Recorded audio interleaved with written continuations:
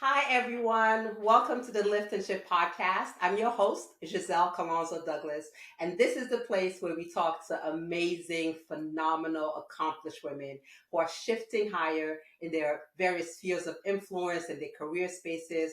But the best thing about them is that they're making sure to lift others as they climb. On today's episode, we have one such person, Ms. Kara Sax, CEO of the Sax Agency, and one of today's thought leaders on multicultural, I want to make sure I get it right, multicultural, collaborative, and digital marketing. Absolutely. So I asked Kara to be on the show today because when I met her through our mutual friend, Mrs. Moneta Shaw Carter, Kara, I had this feeling when I met you, and it's something that my grandmother used to say to me. She used to say, spirit knows spirit.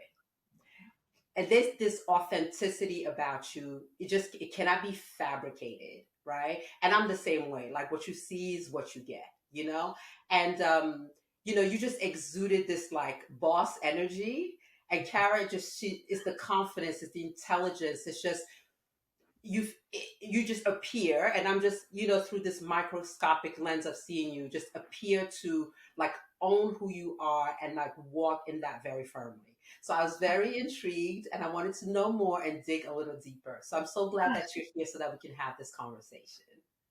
Thank you for that compliment. And I mean, and the feeling was mutual. I think we probably talked about it. And if we didn't, I think that it was probably just known because I felt that same really anointing over you when I met you. And I literally said, I have to work with you. Um, and I think that that's what it was. And I did.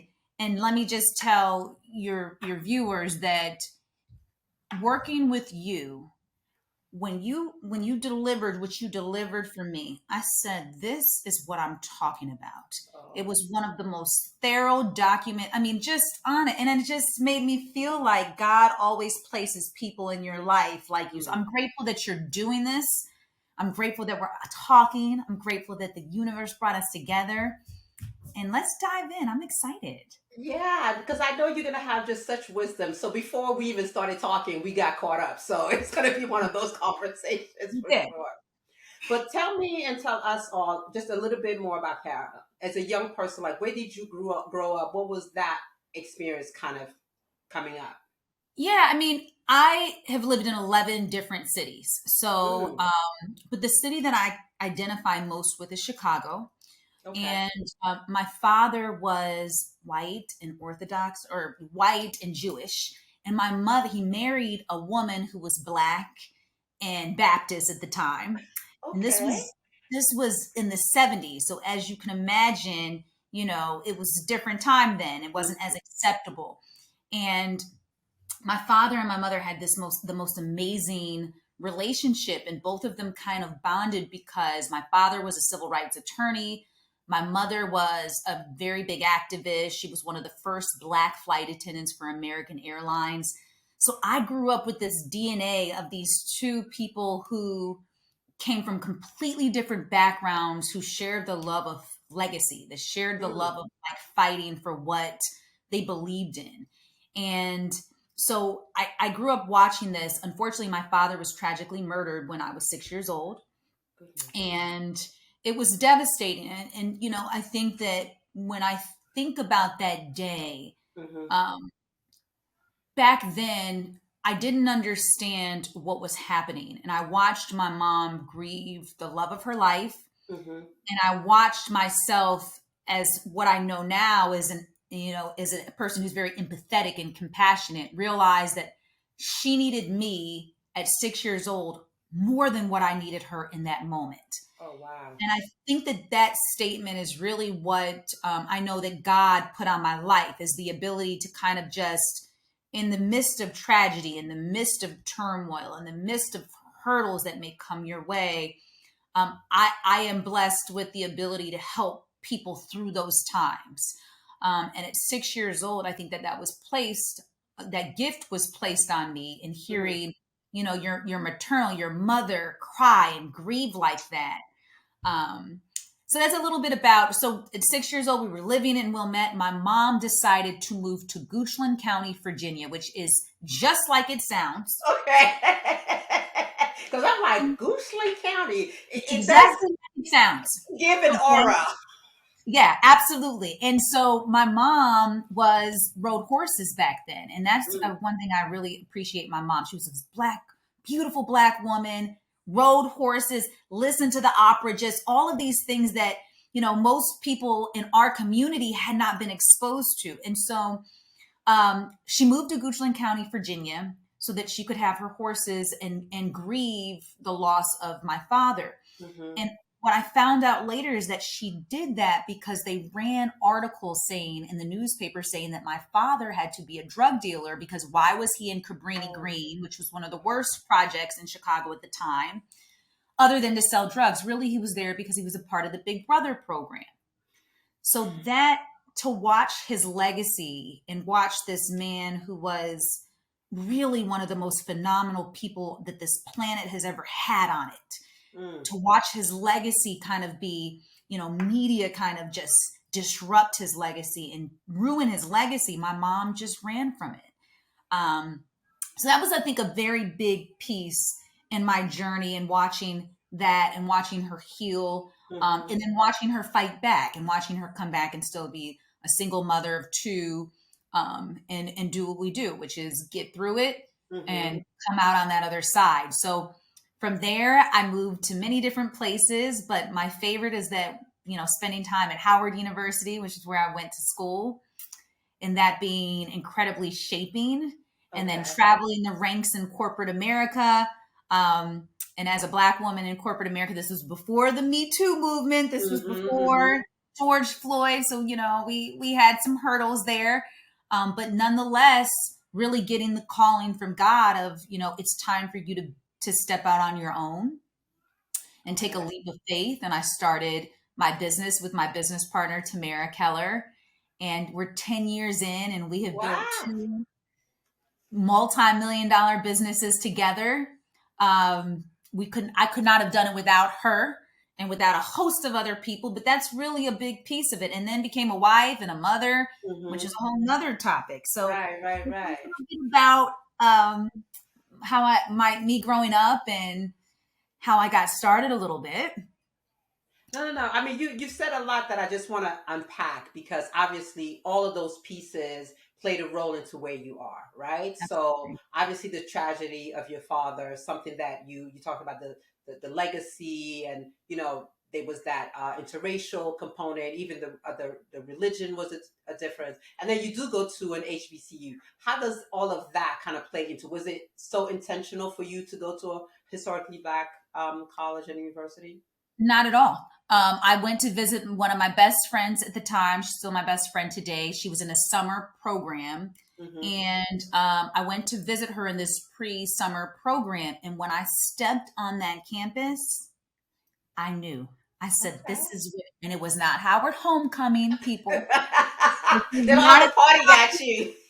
no, it was just the grounds and seeing all of our people and watching just the beautiful advocacy and work and just love that was happening on that campus. And it was just really special and unique. So I said, I can't go to University of Illinois, which is where I had planned on Mm-hmm. going. Mm-hmm. And I walked my little butt right on into Janice Nicholson's office, rest her soul, because she passed away. Mm-hmm. And I asked for acceptance. I asked for a scholarship. Okay. And somehow the good Lord worked it all out for a wretch like me because it was divine. I ended up Okay. getting a scholarship, the whole kit and caboodle, and the rest is history. And it was the best choice of my life. Very shaping. There's a bison in every, corner of this planet that really, to your point, to the point of this podcast, really Mm-hmm. lifts up, their people. So it was Wow, that's great going. amazing. So, okay, so you switch gears in terms of University of Illinois to the HB to Howard, but what was your focus just academically? Like, how did you like? What did you want to be when you grew up? Was that something that was kind of consistent, or that shifted as well? So I was a late bloomer, Giselle. I Mm. mean, I did not figure out this thing called life until I was, in my 30s, till I was 30 years old. At that point, I was curious about many different things, but truly had no idea what I was destined to be. And I Mm, think, Michelle Obama's book gave me a lot of freedom when I read her book, Becoming, because mm, my whole life I knew that God had blessed me with a multitude of gifts. mm-hmm, And I always felt like stressed because that I needed to choose one. And what I realized now in the piece and the brilliance of her book, Becoming, was that I could evolve and I could be all of mm, these different things. And that I did not have to pick and I did not have to just select which gift on this planet that I was going to use, but yet find a way to utilize all of my gifts, perhaps at different moments in life, at different mm-hmm, phases, and but really be intentional about utilizing the gifts that God gave me. Um, and so that took me into the corporate world. I mean, okay. at that point, I went into a really competitive program that was great at Lincoln Financial Group, and we had to live in a different city every 3 months to 6 months. And we had the Oh, opportunity wow. to study under the CEOs and the C suite of that company. And we Mm-hmm, moved with them. And really, our job, Giselle, was to sit and listen. I mean, that was the program, to study, to to pay attention, and as a verbose girl, I mean, I talk a lot. That was difficult. I was like, wait, I want to bring my that's energy. okay. But no, that was my time. My time was to absorb. My time was to pay attention. My time was there to really observe, um, and to study how business ran at that level. And that's exactly what I did. And I took all those Mm-hmm. little secrets that they gave me, and that's how I'm able to do what I do today. To be honest, in that phase of listening and being intentionally just Yeah. quiet. Okay. Yeah, no, I've had a phase like that too when I had to sit and listen. Um, Besides just like nuggets that you got in terms of a professional kind of trajectory, what are some other things that you think can be gained by just taking the time to kind of sit still and kind of be poured into? Because I think it's something that a lot of us don't do often enough. Either we want to talk or we feel like we need to constantly be in motion. So Yeah. what did you learn from that time of just sitting and being Well, poured into and listening? I learned that that is very instrumental to have, not at one point, but at many points in your life. And I think that sometimes our ego can get in the way of being a student, right? Mm, Because, as a 40-plus-year-old woman, wait, I don't want to go sit in anybody's classroom, and I think that that mindset is really crippling in many ways, mm, because once you understand that at every level, you are a student, you could be a leader, you could be the teacher, but to really be a student. And there has been many phases in life that I have been intentionally a student. mm, Um, and, and I think that that is when I have gained kind of that really light speed head start into the race of whatever phase I'm in. One of those people was Eric Schmidt. Eric Schmidt hmm. was at one point the CEO of Google, Okay. was at one point the executive chairman of Google. And Eric Schmidt was instrumental in my career, in our business, and seeding it in many ways. But what he did most is he gave me a piece of advice that I share with everyone. And I asked him, I said, what? You're one of the most wealthiest and successful men in the world. Hmm. What is your advice? And I had my notebook and my pen, and I knew he was going to say something profound and complex. And this man says to me, be easy and a pleasure to work with as an entrepreneur. Mm, And I said, go deeper. And he said, in an entrepreneurial setting, much of your life is going to be in people having an experience of working with you, mm, to what ours was. And the experience was so good that when your name comes up in these other rooms and people just enjoy the experience of working with you, you delivered, you brought your A game. And that's what was a very big piece of my success in life, is just understanding, not being offended by that advice. Because as a woman, mm, you're like, ooh, what does that mean?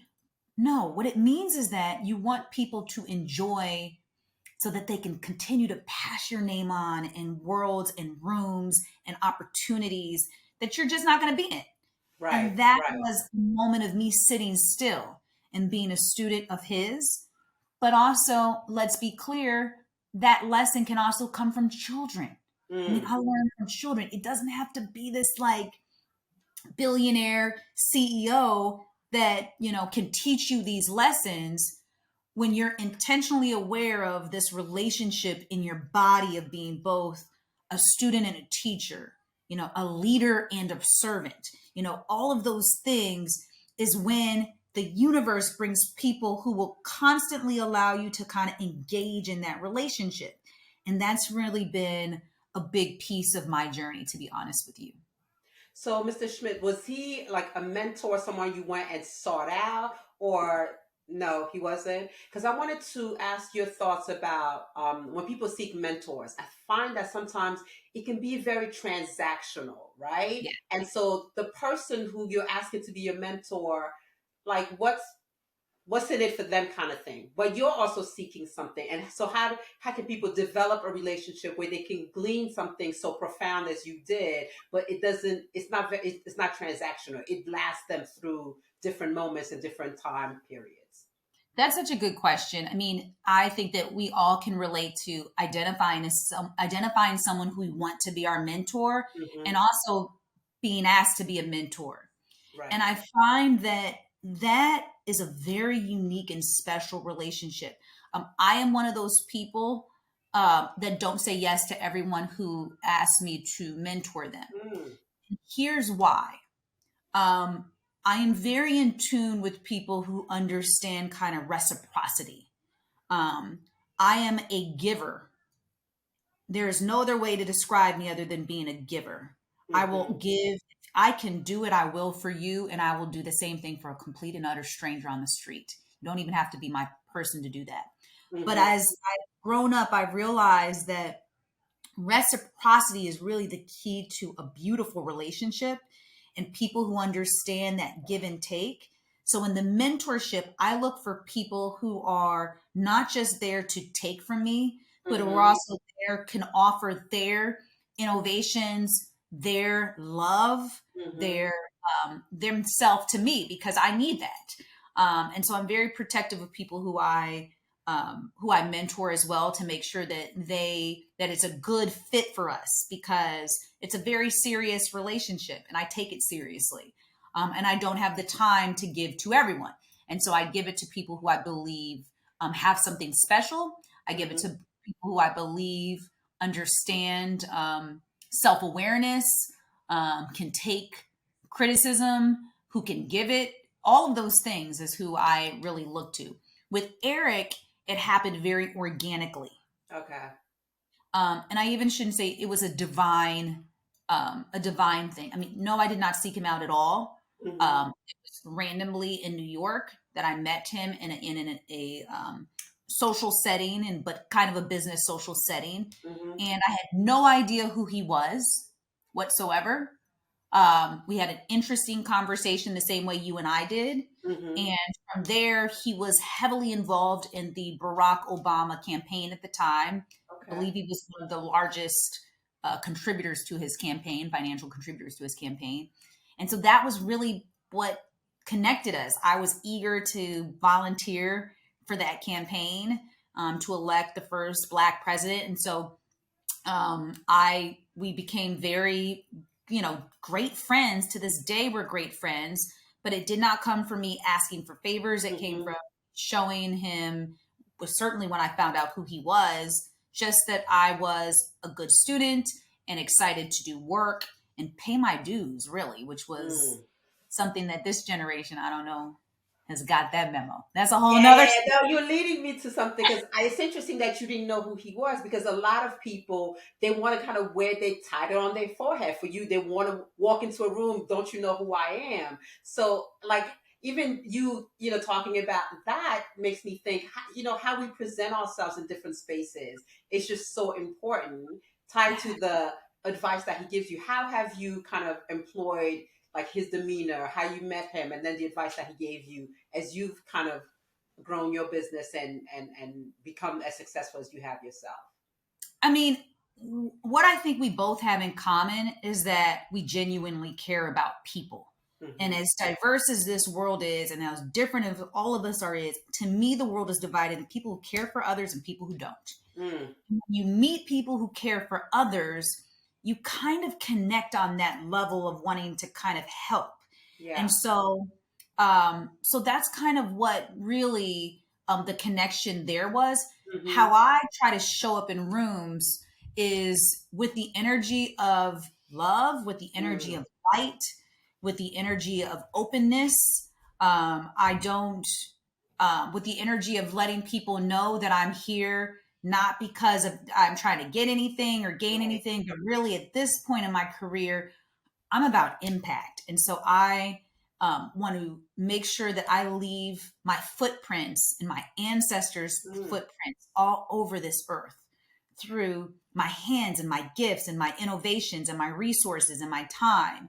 And so that's how I show up, really just excited and open for opportunities that may come my way. So you were successful in the corporate quote unquote setting, and then you take the leap of faith to go to start your own business. But one of the things that I appreciate about you just didn't leap into the industry, but you have a very specific focus coming into the marketing space. Can you Yes, talk to me a little bit about that? I did. I, I think, can't. I want to quote you. I think you said you want to shake up the lily white field of marketing. Yes. Oh goodness. The field of marketing was as white as can be, particularly back then, 10 years ago when we started our business. And we came into this business as consumers in the market. And Okay. this was back then when culture wasn't a popular word. Nobody was talking about culture. Nobody, this was we're dating ourselves, but that was before all of that, right? So when we came in as consumers in the market, both my business partner and I, we were pitching a show idea. Mm-hmm. And we tried to hire who was labeled the best marketing firm in the country. Mm-hmm. And we interviewed all of these agencies and we were bored to tears, Mm. Giselle. Not to knock any of them, Yeah. but as Black women who were a little bit ahead of our time in many ways, our goal was to really connect and amplify the voices of marginalized people Mm. back then. Mm-hmm. Mm-hmm. And what we found was people who were really strategic and analytical and understood why we were doing things, but had no connection to people, Mm. particularly Black and brown people, Right. right? That was a core focus and interest of ours. Or people who understood that, but lacked kind of the business. My partner came from Deloitte, the business, Mm-hmm. strategy that we were used to in coming from corporate America. I mean, being a creative and being analytical is kind of an oxymoron. And Yeah, yeah, we were yeah. both of us kind of merge these worlds. Like you're going to have a project management chart, and you're going to get this analytics, but you're also going to get this out of box creativity, and you're also Mm. going to get these kind of really diverse and cool campaigns. And it makes me think of this story. And I always say that there's an episode of The Simpsons Okay. that was instrumental in us starting our business. And it was Lisa Simpson. She was listening to a violin concert, and it was god awful. I mean, the sound coming from that violin was absolutely horrid, and everyone in the audience was covering their ears. And Uh-huh. so they asked Lisa, they said, "What in the world are you listening to?" And you could have missed it. Uh-huh. She says, "I'm not listening to the notes that are being played. I'm listening to the notes that are not being played." Oh, hello. Hit me like a ton of bricks. So we built our business of playing the notes that are not being played. Wow. And still do. We're not going to give you, what everybody else is doing. We're really focused heavily on that. So you come into this lily white field. I can only imagine, and you're a woman, some of the challenges that you faced. Oh, Can you yeah. talk about some of those and kind of where you found the strength and the confidence to still kind of forge ahead? Yeah. I mean, we dealt with it, both my business partner and I, big Mm-hmm. time. And I think we were taught for so long, that was ingrained in both of us as Mm. Black women, this idea that we needed to work harder, be smarter, be, five Twice as times good. greater, Yeah. twice as good.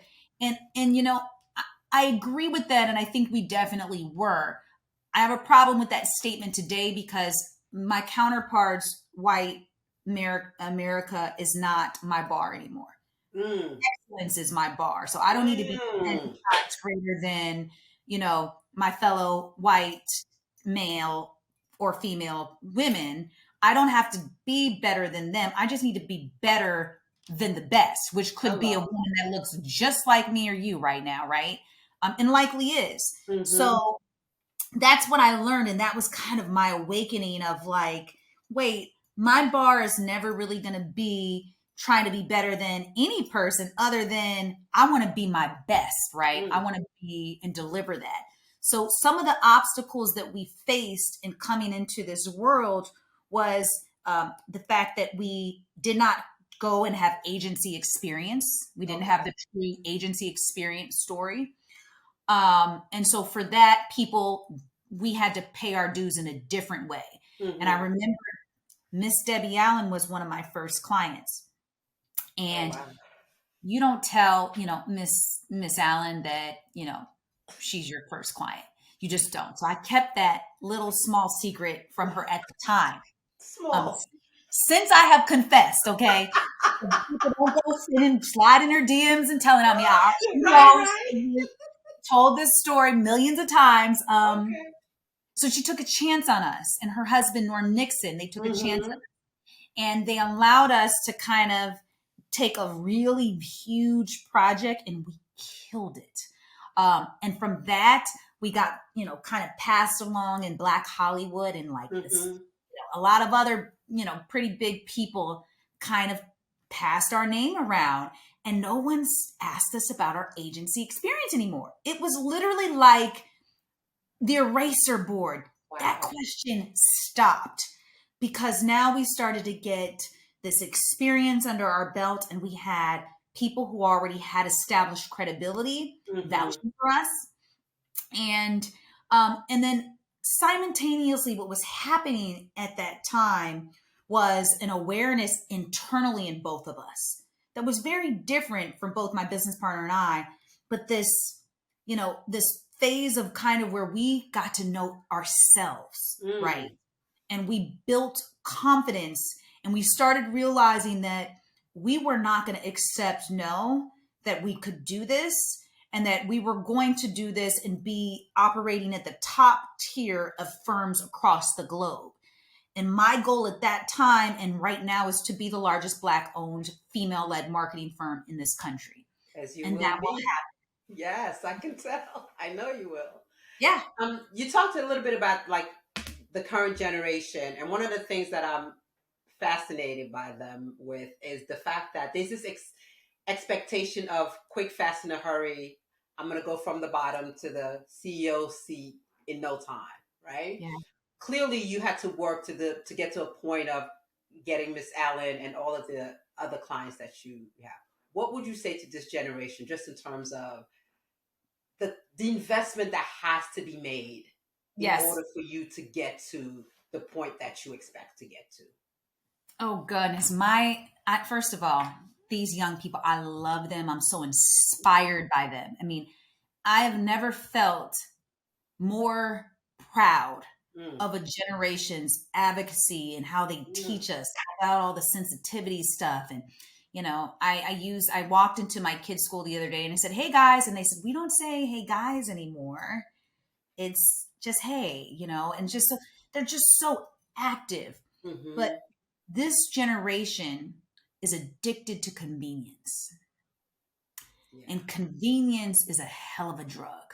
Mm. Convenience is also something that I battle with as I Instacart my groceries. As Guilty.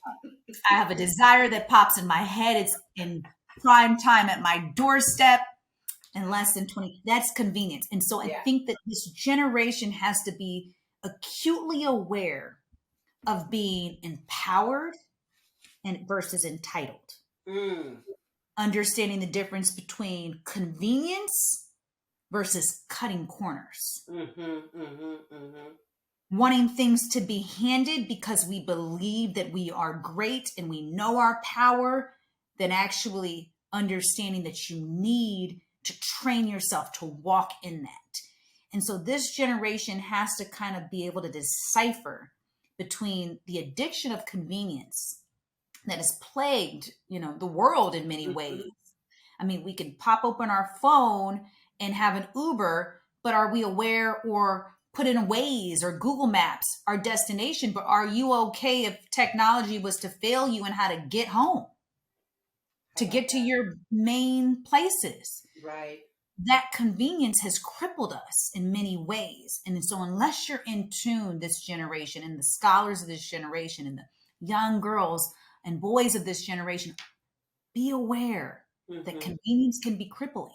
If you're not still alert, if you're not still handling your business, if you're not still willing to roll up your sleeves and get your hands dirty, right? Um, Mm-hmm. and that's what I think that my hope for this generation is to take all the passion and the empowerment that we gave you Yeah. and rid yourself of the entitlement. Pay your dues, work hard. You cannot cheat hard work. Absolutely. You have this CEO, which I titled that I know was earned. And someone may say, "Hey, I want to be a CEO of my own company or an established company one day." What two things? What personality traits of yours do you think allows you to operate in that role? And then what skill sets do you feel like you had to develop to be able to be effective in the role? Yeah, I think personality traits that allow me to be a CEO is my ability to inspire. Mm, Um, what I realize is that your job as the boss, your job as a person who works with clients is to bring out the best in people around you. I mean, that works for me. If I bring out the best in my teammates around me, they're going to have optimal output, right? mm-hmm, Same deal with my clients. My clients, the relationship, the unstated description of my relationship is to bring out the best in them and allow them to operate at their highest level as well. And I'm the supporting cast in that, to feeding that, to helping support that. So the traits that I think that are really, really important is your ability to kind of bring out the best in people. mm-hmm. And this is less, I mean, there's obviously more things that you've heard a lot, but Right. less cliche-ish is your ability to inspire, your ability to rally people behind a cause and being able to kind of get people committed to your vision or the vision. As the CEO, Mm-hmm. you kind of are responsible for the visionary piece of your company. And then visions are nothing without execution, right? So you have to be able to inventory yourself and say, wait, what are my strengths? What are my weaknesses? Am I capable of being a CEO alone? Mm, In my case, I was not. I needed that supporting cast of my business partner, because the ingredients that it takes to develop our business mm-hmm. needed both of us equally. And so that was something that was humbling. Wait, you saying I can't build my business, have my business? And for me, I could not, and many other people that had came along the way. I needed that. This agency would not have grown without, you know, the other hands and prayers and people that have touched it. So that's one piece of it. And then when I think of like all of the things that you need to do, right? Yeah. Um, to have a business, again, my hours are from the time my eyelids open to Wow. the time they shut. Right. Okay. I give it everything I have right now. Not just me, to my clients. I give it every single thing that I have. And I treat all of my clients' projects like it's my baby. Mm, And that's what has worked for me, because you're going to feed your baby. You're going to bathe your baby. mm-hmm, You're going to mm-hmm, clothe. So when you have that kind of same energy and passion about other people's things, right? And not just your own, that's when you're really able to start a business, because the business of being a CEO is serving others. not just sitting in the chair and, you know, getting all of the credit and all that. And the No, grapes. I my job is serving folks. Okay. love That's what that. I have to do all day, every day. And so, that's really some of the things, traits, hard work, being dedicated, um, being self-aware, Mm, being able to take criticism, and allowing, like, the fact that you may not have the best ideas, and allowing other people to come in and get that shine, and be able to take it and mm, celebrate that, mm-hmm. are all traits that I feel that makes great CEOs. And then also, you just got to be smart as all hell. I mean, you got to bring it. Okay. Right, right, right. So if your day starts from the time you open your eyes and then, so it sounds like there's just so much in between. And from my little myopic view of your life, you look like you balance it all really well and that you have it all. Are you telling me now that we, as women, we can't have it all? No, so my kids are such a big piece of my life. That is so true. It is so difficult to balance. I mean, something slips at all times. Let's be clear. Mm, I mean, I, the rule of thumb in my house, my kids know, like, this podcast, mommy's on a podcast, but they also know that if they walk into this room and need me, that yeah. I'm going to say, hang on, Giselle, 1 second. And I'm going to give my full attention to my seeds. And that is a precedent that it just comes a part of me, that my Mm, clients have to understand, and everybody else in between, because I am a true committed mother, and my children are the most important thing, to me. And I want them to know that despite how busy they see their mother is, that they can sound the alarm, and I drop everything and focus on being present for them. With that being said, I've also had to teach them and have very detailed conversations, probably a little bit advanced for their age, mm, of what it means to be a hardworking entrepreneurial woman. mm-hmm, mm-hmm, mm-hmm, They understand that my hours are different. They understand that I'm not going to be able to be present at all of their activities, or maybe drive to everything. mm-hmm, They understand that, and they get it. And I don't want to mislead them, and them thinking that all of the things that they have, particularly, the clothes on their back, the food, does not come from hard work and energy. So I display that to my children, to let them understand that, they have to share me with the world, and mm-hmm. I have to share them with the world. And that's just a part of, our family and our life. I love it. With all of the things that you have on your plate, your business, your family, I know that you're a woman of faith. I know that you have a good, circle of friends. You are balancing it all. You could kind of ride that wave of success and even complacency, but you make sure that you serve on a lot of boards, Yeah. to be able to give back. What's the impetus behind that? I heard a sermon from my pastor, Pastor Wayne Cheney, and this was about 5 or 6 years ago. Hmm. And he says, he asked everyone to do an exercise. He said, if you were to pull out your checkbook, Hmm. or in our case, your online banking statement, and people were to inventory your money and your time, Mm. would it align with your core values? Oof. She said, I was so embarrassed when I did that exercise. It was food, Postmates. I mean, it was steak dinners. It was just if one was to inventory, you would just not know my heart. You would know my belly. You would know a few other things, but I was mortified, and I said, wow. And I think that much of that was because of the myth that I thought my whole life, which was that you almost had to arrive at a certain point to Mm. be a giver, to give back financially, or to give back in your time. And so throughout college, I mean, even though I was active, I did not have this real relationship with impact until I heard that sermon. And that was a sermon that changed my entire life, because I made sure that if you were to open up my online banking statement, and if you were to look in my calendar right now, you would see my core values. You would see the Mm. core values of education. You would see the core values of sustainability. You would see the core values of diversity, equity, inclusion, and belonging. You would see that in my checkbook, in my online banking, and you would see that on my calendar. Mm-hmm. Because, Mm-hmm. and it feels great to say at this point that my time and my money align with my core values. And I could have started this journey at 5 and 7, which are my kids' age. Mm-hmm. I asked them that question. What are you passionate about? What do you care for at this stage? It may change. And are you spending that time? And are you spending your resources to support those things? Because people think that, oops, if I was to get this whirlwind of money, then I would give to this charity and I would give to that charity. And what people don't understand is it's a muscle.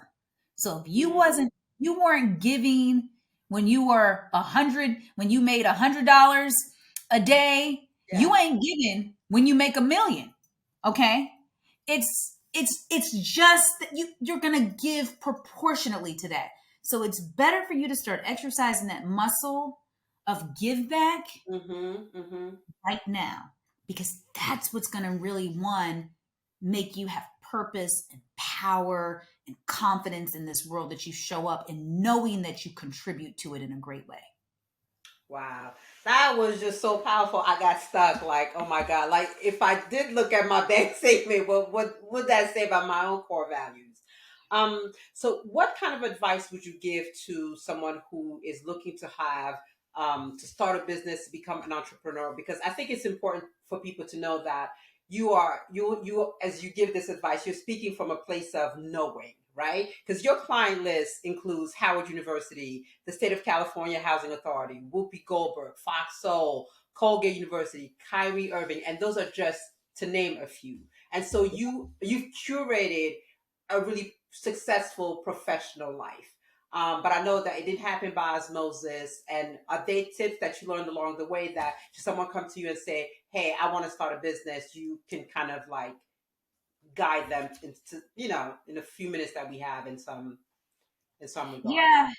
I mean, I think that it's what I learned the hard way, Mm-hmm. which is what I hope that people who are listening don't have to learn things the hard way. Like, let Mm. us take those bruises, let us take those, those cuts, those bullets for you, and hear us when we say this.